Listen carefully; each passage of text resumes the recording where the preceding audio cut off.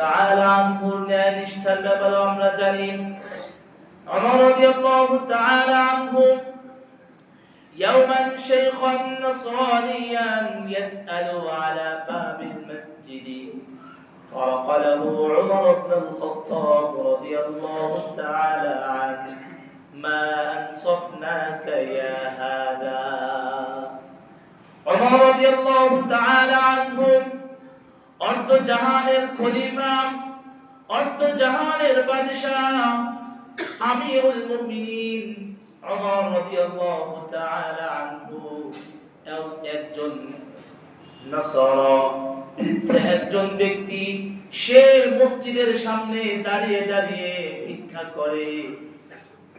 নজরটা আমিরের চোখে পড়লো, তিনি দেখে তার সাথে কথা বলল, মা আনসাফনাকা ইয়া হাদা।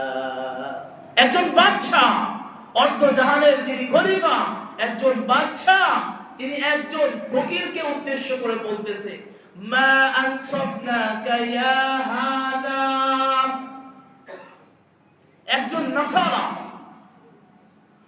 যে ইসলামের শত্রু, আল্লাহর শত্রু, পরকালের শত্রু, জান্নাতের শত্রু, সেই নাসারা ব্যক্তি একজন বৃদ্ধ ভিক্ষুক, তিনি তাকে দেখে চিনে ফেলেছেন। ফারাকালাহু উমর, চিনে ফেলেছে ওমর রাদিয়াল্লাহু তাআলা আনহু।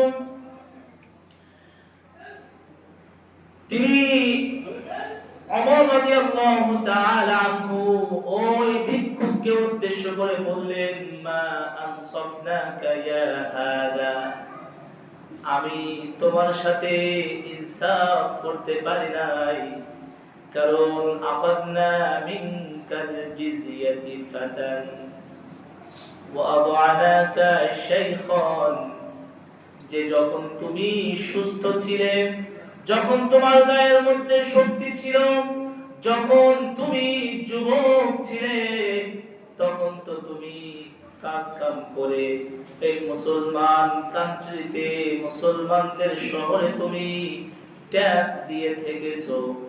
আজ তোমার গায়ের মধ্যে শক্তি নাই, আজ তোমার কাজ করার মতো কোনো শক্তি নাই, তুমি দুর্বল হয়ে গিয়েছো, বৃদ্ধ হয়ে গিয়েছো।